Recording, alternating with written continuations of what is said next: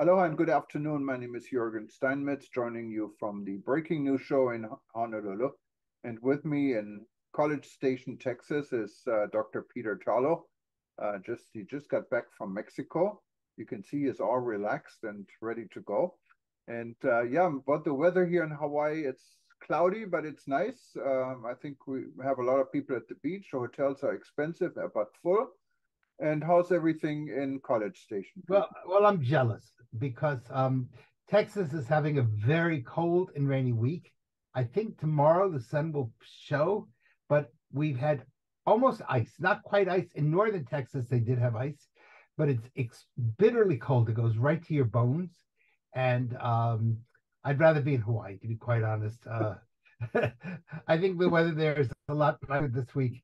Well, Hawaiian Airlines goes to Austin, and there's some flights. Houston, United goes from Houston. Yes, United has a direct flight from. Yes. The problem is, I don't know if Hawaii wants any more tourists. I'd have to come live in your house. Yeah, well, I mean, and then we could find a space if that's. Yes.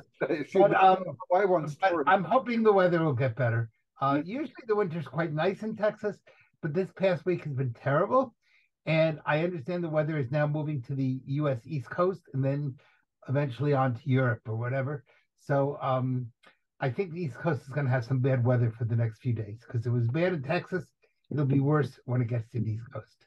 Well, let's see if the Chinese spy satellites can give us a better the balloon. Yes, that's really quite right now, and see if they can give us a better forecast. Yes, that's really quite an interesting thing because we don't quite know why the government's not shooting it down unless they're trying to track it.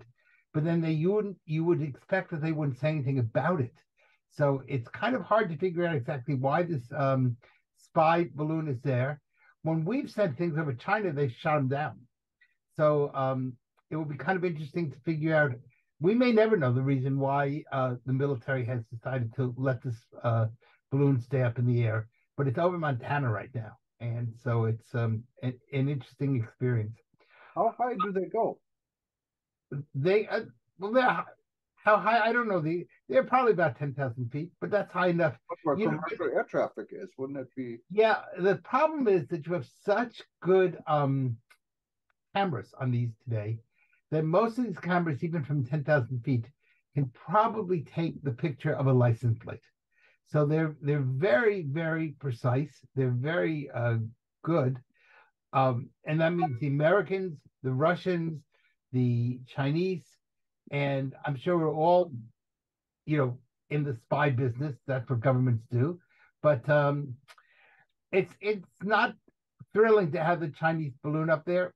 For some reason, the United States has decided to allow it to stay. Now, why that is, it's anybody's guess. So there's no way of knowing. Well, just close your window sheets at night, if you On the other hand, yes. On the other hand, what is true is that we're having some good things and some bad things with aviation. There's still a big problem post-COVID as far as number of flights have been canceled, or not canceled, but taken out of service. So the planes are fuller. Often there are major delays, as you know, and if you have to make connecting flights, that can be somewhat of a challenge. The airlines are getting a little bit better on service. For example, some of the airlines are starting to allow free Wi-Fi, and that's a good thing. Maybe that will compensate for the terrible food that the food was bad pre-COVID, but now it's worse. So, well, it depends what airline you go on. I mean, I recently flew. Some airlines I hardly ever flew, like Royal Jordanian Airlines. Yeah, they're probably very good. Really good. They're government supported. Yes, and there are many airlines, I guess, they have excellent food. You cannot just all compare it with our U.S. carriers. Yes, but our U.S. carriers are terrible. And it's hard to tell which is worse. They seem to be in competition for last place. Yeah, and it's sometimes amazing. You cannot really get any worse than this. I kind of miss the old times from Pan American when you had caviar and steaks in first class. And they would carve the roast beef right as they walked down the aisle. Wasn't that nice? I mean, yes. And I remember in the 1960s, even on a flight, from Washington, D.C. to Newark, New Jersey, which is maybe 45 minutes. You You still gotta- wore a jacket and tie. Women wore high heels and gloves, and they served something like basically a meal on a 45-minute flight. Today, if they give you water, you're lucky. Yeah, I remember that flight. It must have been in the 80s when I was going on Royal Argent, or not Royal, it was not Royal, Argentinian Airlines, Aerolíneas Argentinas. Aerolíneas Argentinas. It was from Los Angeles to Lima, Peru, and it was going on to Buenos Aires. And I was lucky enough to have a first class ticket, but I didn't have a suit. And they would not let me board. They offered me a refund to coach unless I get a suit. So I remember I had to buy a jacket at the airport in LA. I did that. And they let me on and sit in first class. Was good service, nice service, but you better have your jacket. Well, I can assure you that is not true today. You're happy if people have shoes and socks. So it's a very different world. But I do see a little bit of light coming to the tunnel in the fact that they are providing internet service on many of the airlines. So the Asian airlines tend to be really good. The European airlines seem to be, for the most part, in competition with the American airlines to see who can be worse. But the Asian airlines have really come up a lot. And I strongly suggest that if you can take between an American airline, a US carrier, or a European carrier, or an Asian carrier, go with the Asian carrier. They're probably going to be, the service is probably going to be a lot more elegant and a lot nicer. But it's definitely true. And my favorite for many years was Singapore Airlines. yes, it is just unbelievable compared to anyone else. They're always better. I haven't flown them recently, but I hope they're going to stay at. I understand they're still very good. Of course, they have some competition with Qatar Airlines and with Emirates. Emirates, yes. Yes, so you have the Middle Eastern Airlines, and you have, and then actually Cathay Pacific and some of the Korean airlines and All Nippon are also very good airlines. Thai is good too. You know, they Yes, have yeah. excellent service. Yeah, so there it is. Having just come back from Mexico, which is kind of interesting, I've been working with the what's called pueblos mágicos, which are the magical towns, and they're considered magical because they have some sort of artistic or cultural thing, and that really leads into our whole initiative on the World Tourism Network with cultural cities. And so the pueblos mágicos are based on the fact that I was in Pinos, which is famous for its dance. But what's nice about these little communities is each one of them emphasizes a different form of culture. And maybe that's something that we should talk about, because the concept of small and medium-sized cultural tourism may be a real wave of the future. It may have tremendous advantages for towns that have no other way of creating economic development through tourism. Yeah, and that's really, sometimes there are so many regions that are really overlooked when it comes to tourism potential. Everyone knows London, everyone knows Rome, or the Leaning Tower of Pisa, but there's so much more out there in the world, and now it's the time to explore it, I guess. And some of those big cities are over touristed. You know, they're looking, they're oversaturated with tourists. But when you go to some of these smaller towns, like I was just in, they're ecstatic if you're there. You know, the whole town is ready to almost give you a celebration. And so possibly one of the really cool things about tourism is to get off the beaten path a little bit. Go to some of the small and medium-sized cities and discover that these places had tremendous amounts of culture and other areas that people are overlooking. What do you think the World Tourism Network can do to kind of promote this? Yeah, no, absolutely. That's one of our sessions we have in Bali. We started the Small Culture Regions Interest Group, or we call it Think Tank now. So tell us about Bali. Wait a second. You just jumped to Bali. So what is Bali? Well, we at World Tourism Network going to have our first summit. You know, yes, organization we started, and our first summit will be in Bali, Indonesia. I'm really looking forward to it. I've never been to Indonesia, and this is going to be an experience for me. Yeah, and Bali is its own territory, as the Hindu island in the middle of the largest Muslim country in the world. So has a lot to offer. It's called the Islands of the Gods because in every single day in Bali there is some kind of a holiday or festival, and Wow. every day you find some little village and they're dancing. They have holidays. They celebrate. So Bali is really a special place. So we're looking forward to being in Bali. It's going to be a 3-day event, and our discussion points are one, the cultural tourism of the world. We're going to have a session on medical tourism. One of our partners is a new Mayo clinic.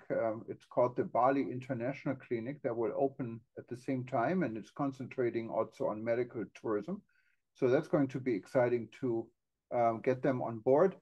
And we're also going to go into climate change. Professor Jeffrey Lipman will be there with a team of experts, and he did a study on Bali several years ago. So he has a lot of material actually to contribute to this. And of course, it's going to be a showcase for Indonesia. We're combining this with a large fam trip, and also those that are interested in tourism or tourists from Indonesia, because Indonesia has developed, it's one of the largest outbound markets in Asia and a very large outbound market for the world. We invite tourism boards from across the globe that are interested in tourists from Indonesia to meet those travel agents and tour operators, and also some people from the public that may be interested in traveling to the Maldives, to Germany, or whoever wants to join us. So we're excited. You can find the information. Actually, we have a website for it, and you can pre-register. It's at time2023.com. So let's say that again. It's time2023.com. And of course, if you miss it, you go to any of our websites. You go click on events, and you will find it right away. Well, I'm certainly looking forward to being in Bali, and it will be a real experience for me.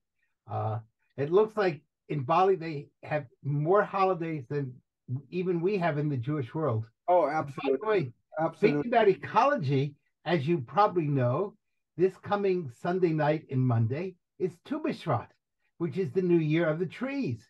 And that's and I don't know how many ethnic groups have a special new year for trees, but so traditionally we plant a tree on Tu B'Shvat, and you get to eat all sorts of fruits. So happy Tu B'Shvat. Well, we have another holiday coming up on February 5th. It's the holiday of computers, because that's when I got my computer. Oh, that's computer was. But I don't know if that's just Jurgen wide or that's worldwide. But maybe you could start it. Maybe we could have National Computer Day. Yeah, maybe whenever Microsoft invented the computers, I think they did, or the internet, we have a day of the internet. I know Jamaica is celebrating Tourism Resilience Day, February 16th or around that time. And Valentine's is coming up, and that's another big travel holiday. And so really February is filled with holidays. You have Tu B'Shvat, you have Computer Day, you have Microsoft Day now, and you have Valentine's Day and Resilience Day. Yeah, so we have enough days to celebrate every day. Why even work? With time, day, your life is a holiday, so that's what it is. and that's what the tourism business is all about. Speaking about holidays, though, I was again just in Mexico. Mexico really is a wonderful place if you want to enjoy and have a great time. Mexico City is the youngest big city in the world, and it's really dynamic. And if you haven't been to Mexico City, I really encourage people to go. It has all the fun of New York City without half the hassles. And it's actually a lot safer than New York City. So it's a great city. It's not a small city. Its metropolitan area is 22 million people, at least, maybe more. Some people think it's the biggest city in the world. But it's from the United States, it's so close and yet so foreign. And when you arrive, you're definitely in a completely different world and a completely different culture. So I strongly encourage people to go. I'll be in Morelia, Mexico in March, And that's another really exciting, that's a small cultural city, but has so much to do. And I'm hoping some of these people become part of the World Tourism Network and our whole cultural initiative, because Yeah, it will do them a lot of good. and of course, if you go to a city like Mexico City, keep in mind, spend an extra day. I'm so sorry, this is my phone.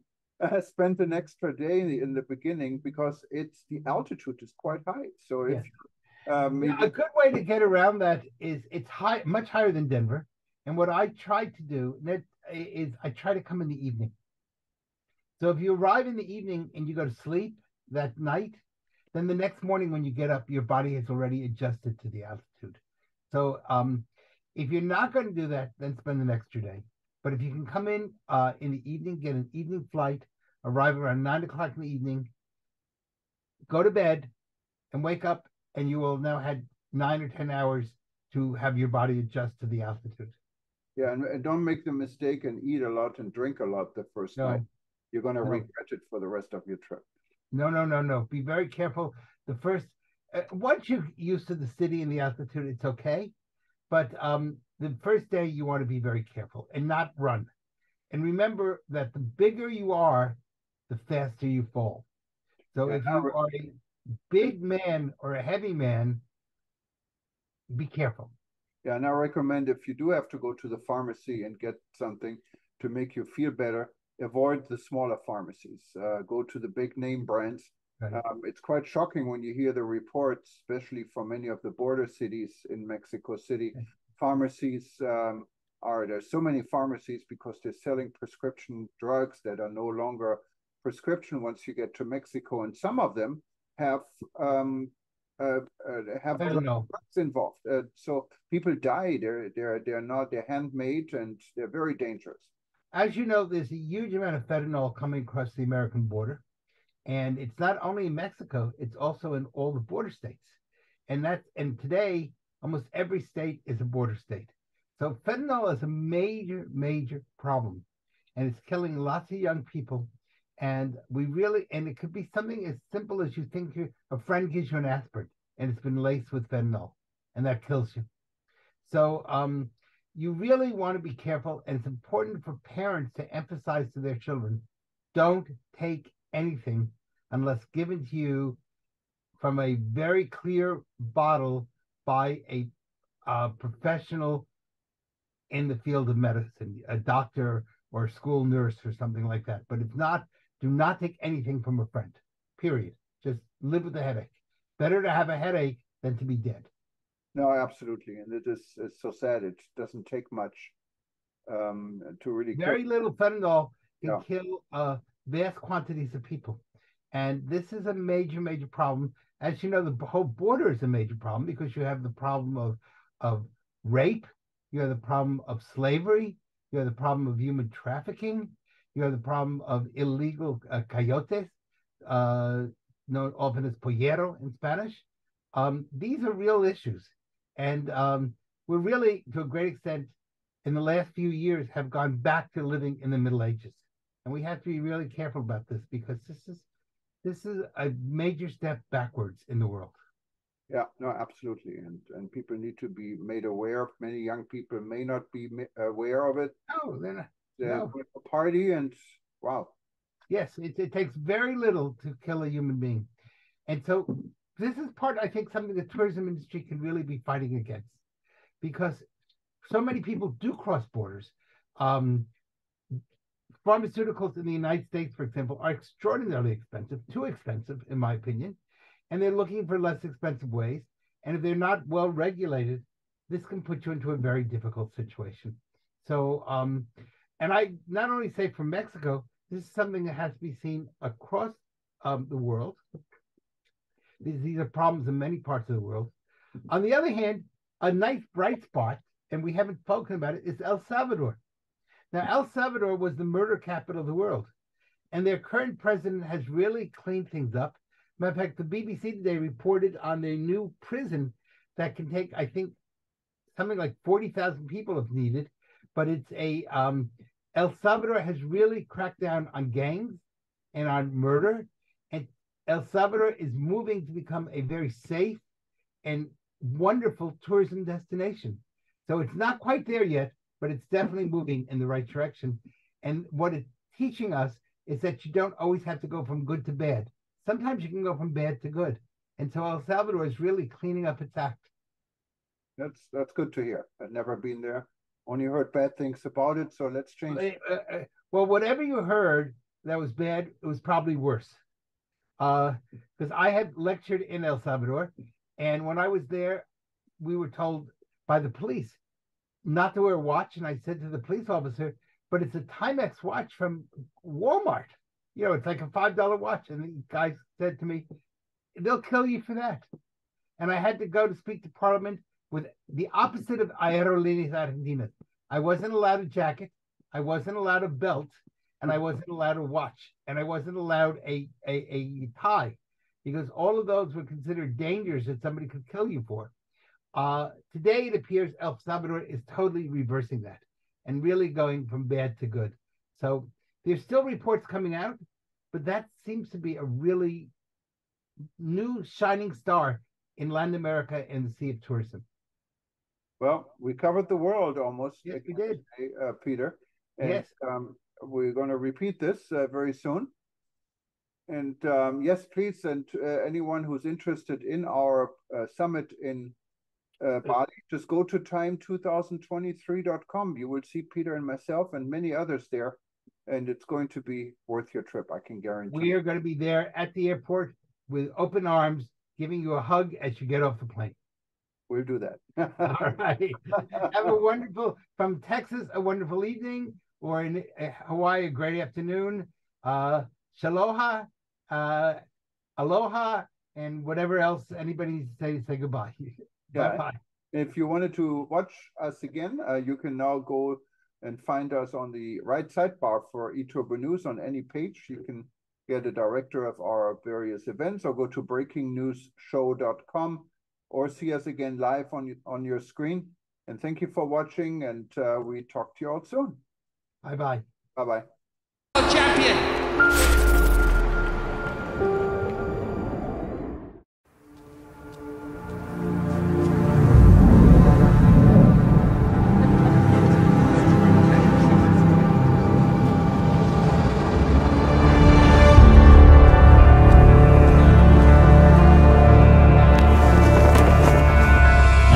The 805, clear to land. Roger, you're clear for landing. Stoffel Van Dorn, ready to engage, standing by. Clear the track. Ladies and gentlemen, please take your seat. We're now approaching Riyadh.